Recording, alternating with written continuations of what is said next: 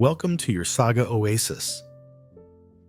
Have you ever felt powerless against endless thoughts dancing around in your head, unable to control them, unable to stop the random stream of consciousness? Then there are times when you get lost in it, doubting everything, even questioning your own existence. If you've experienced that state, then this video is for you. We are not our thoughts. Our minds never stop. Like an endless movie reel, we're always thinking, always questioning. Our minds replay events of the day and sometimes carry those worries into our dreams. As the world becomes more complex, our brains have to process more information.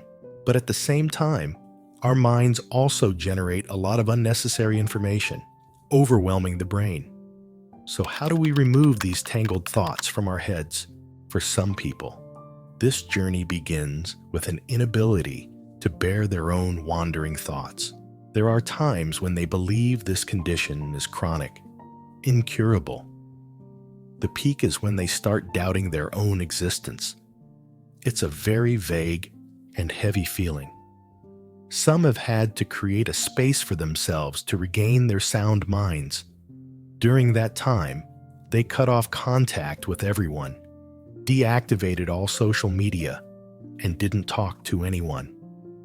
This approach to dealing with the issue is not encouraged because it's quite extreme, and there are healthier ways. Although escaping the clutter in the mind seems like a nightmare, going through these emotions or difficult experiences forces each individual to confront and work with themselves. And one very important thing to realize is that we are not our thoughts. Just as our bodies are nourished by food, and we know to be careful about what we consume, our minds are the same, nurtured by information and knowledge. So the information we're exposed to, the knowledge we feed our minds, and the people we encounter every day greatly influence our minds and emotions.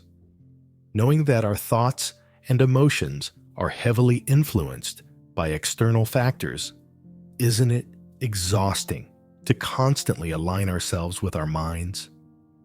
A simple example is how we often feel happier and more positive when receiving praise, but feel sad or upset when receiving harsh criticism.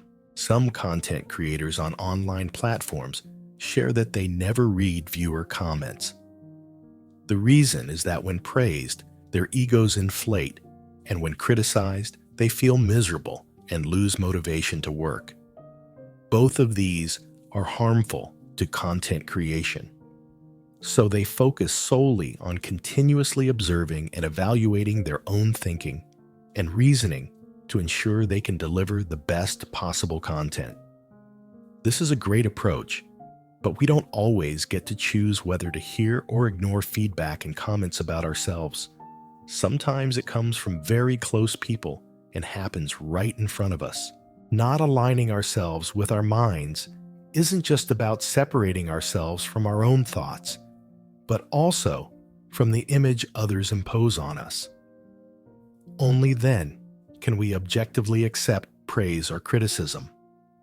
And from there, we can discern what is personal attack and what is constructive feedback.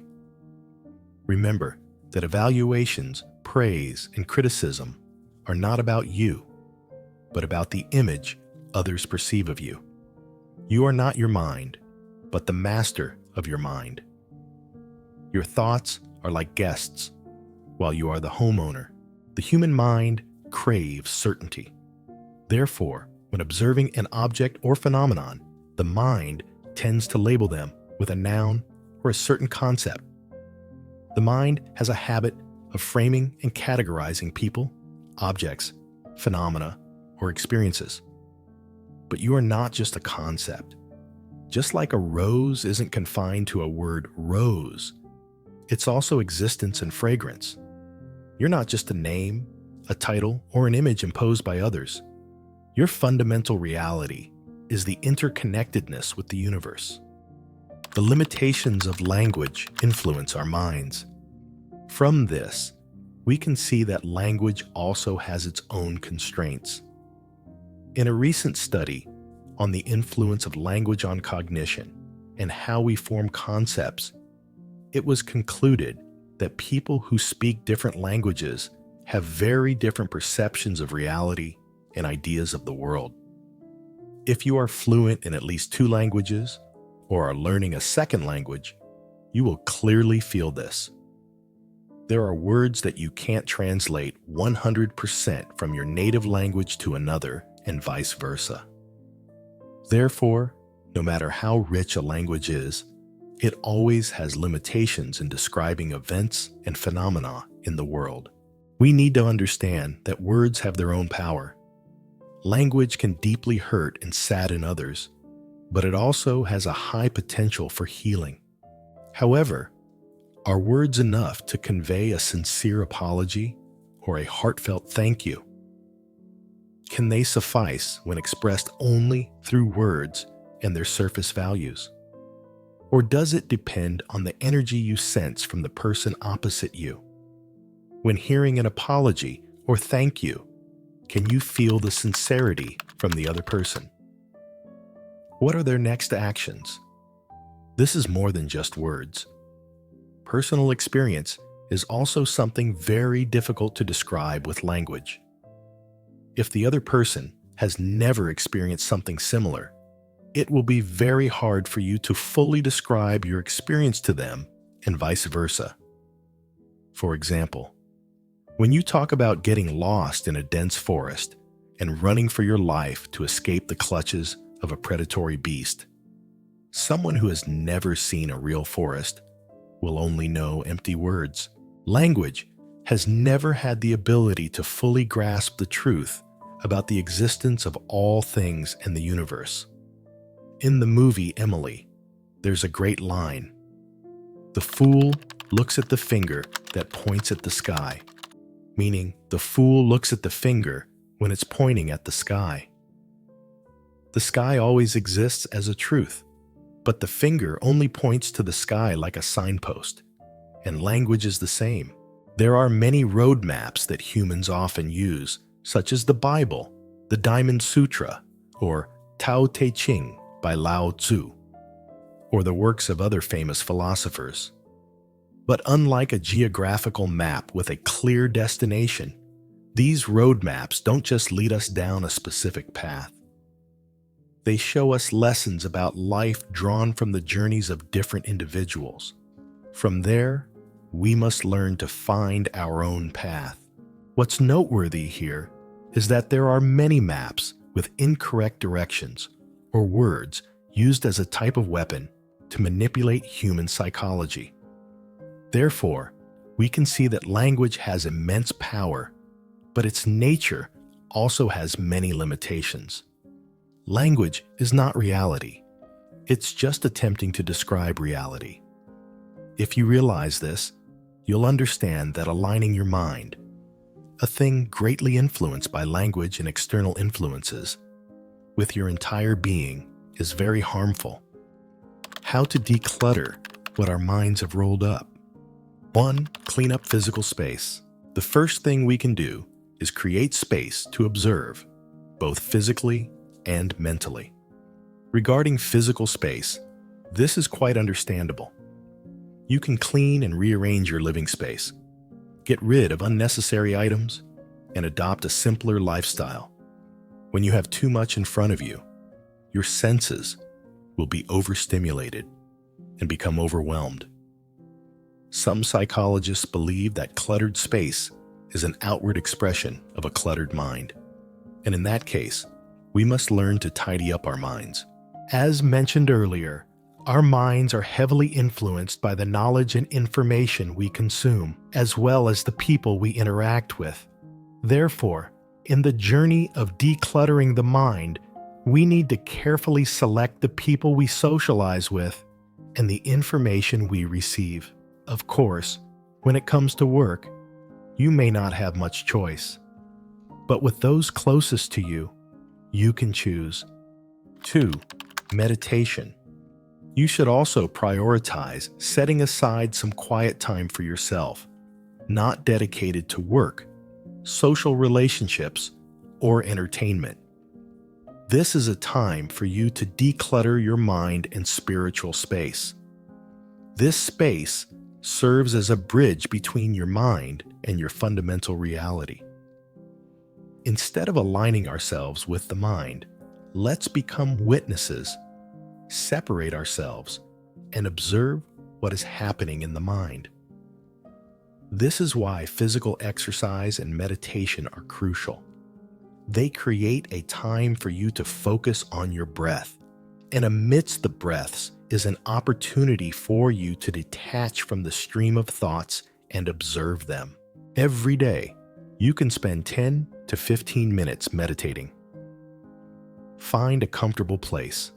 Sit down, close your eyes, and start observing your breath. This is a time when you're not trying to suppress or control your thoughts, nor judging them as good or bad. If you think you shouldn't think anymore, you're trying to suppress. If you think you should choose more positive thoughts, you're trying to control. Instead, let everything happen naturally and simply observe the thoughts in your head. This is a crucial technique in meditation, and it goes hand in hand with breathing. So you have to breathe evenly and deeply. If you forget your breath, you'll easily get carried away by those rushing thoughts. Meditation or mindfulness doesn't necessarily have to be sitting still. During this process, you can also swim, walk, hike, etc., as long as you still focus on your breath. In meditation, there's a technique called mindfulness, helping you become more aware of what you're doing and experiencing in the present rather than focusing on the past or future. Instead of being slaves to the mind, let's become witnesses and masters of it.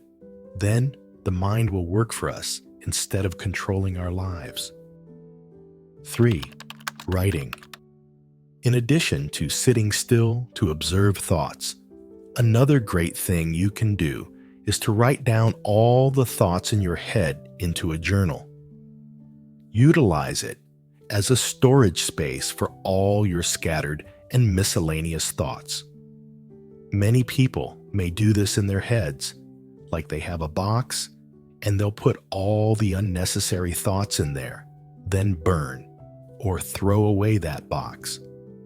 But if you can't do that, just writing alone can be very helpful because it can help you see those thoughts in black and white and decide to close it up, put it away somewhere else. 4. Do some tasks. There are many studies suggesting that using your hands a lot can help relax and clear the mind. Therefore, activities like tidying up the house, drawing, crafting, pottery, embroidery, gardening, caring for plants or flowers, or cooking will help you easily enter a state of mindfulness. Times when you're doing housework or cooking are also the times when your mind is emptiest because you have to focus on the activity of your hands. Detaching yourself from scattered thoughts not only helps you find peace, but also helps you realize that you're not those thoughts or judgments. You're just the observer, the master of your own mind. We hope you will take the time to practice these techniques to have a fresh, open, tidy, organized, and more obedient mind.